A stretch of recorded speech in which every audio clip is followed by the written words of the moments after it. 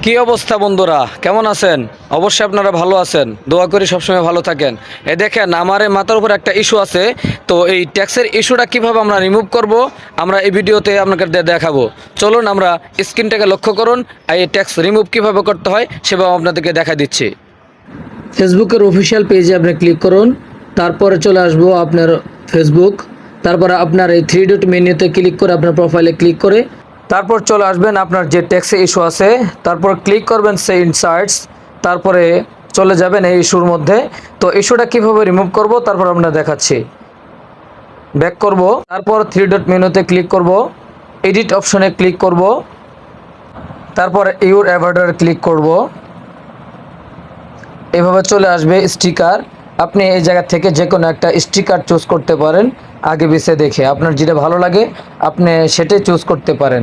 তো আমার স্টিকারটা ভালো লাগছে লাভের জন্য, আমি এখন লাভ স্টিকারটা ইউজ করলাম।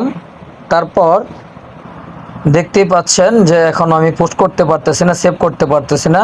তারপর আপনারা উপর থেকে এই কিছু অংশ কেটে দিবেন, তারপরে দেখতে পারবেন সেভের অপশন চলে আসছে। তো কেটে দেওয়ার পর অবশ্যই সেভ অপশনে ক্লিক করে সেভ করে দিবেন।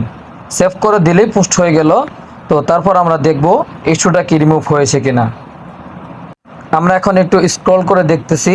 স্ক্রল করে দেখার পর আমরা চলে যাব এই ইস্যু টেক্সটে। তো আমরা দেখব ইস্যুটা রিমুভ হয়েছে কিনা। তো দেখুন আপনারা ইস্যুটা রিমুভ হয়েছে কিনা। তো এখনও ইস্যুটা যেহেতু রিমুভ হয় নাই, আগে পিছিয়ে দেখলেন রিমুভ হয় নাই। তারপর আমরা থ্রি ডট মেনুতে ক্লিক করব, পোস্টে ক্লিক করব, এডিট পোস্টে ক্লিক করব, তারপরে অ্যাড মোরে ক্লিক করব। এই জায়গা থেকে একটা ছবি সিলেক্ট করব, তারপরে নেক্সটে ক্লিক করব। নেক্সটে ক্লিক করার পর দেখব যে আশেপাশে সব কিছু ঠিকঠাক আছে কিনা। তো আমরা ক্লাসিকে দিয়ে রাখবো, ঠিক আছে, অন্য কিছু দিব না। অন্য কিছু দিলে সামনে ইচ্ছে উপরে উঠে যায়, এই জন্য আমরা ক্লাসিকে দিয়ে রাখবো। অরিজিনাল মোড এই জায়গায় দিয়ে আমরা দিয়ে রাখবো, ঠিক আছে প্রিয় বন্ধুরা। তো এখন আমরা সেভ করে দিলাম। সেভ করে দেওয়ার পরেই এটা আবার পোস্ট হয়ে গেল। পোস্ট হওয়ার পর আমরা স্ক্রল করব উপরে দিয়ে।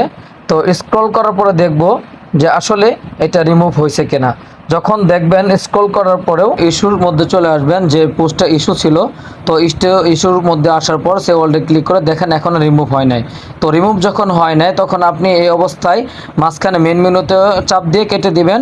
তারপর আপনারা ব্যাকগ্রাউন্ডে যেগুলো আছে সবগুলো আস্তে আস্তে সব ডিলিট করে দিবেন। ডিলিট করে দেওয়ার পর আবার নতুন করে ওই জায়গায় যাবেন, সব কিছু ডিলিট করে দিলেন। যাওয়ার পর আবার ফেসবুকে চলে যাবেন। ফেসবুকে চলে যাওয়ার পর আপনার আবার প্রোফাইলে চলে যাবেন। প্রোফাইলে গিয়ে আপনার যে পোস্টটা করেছিলেন সেই পোস্টটা খুঁজতে থাকবেন।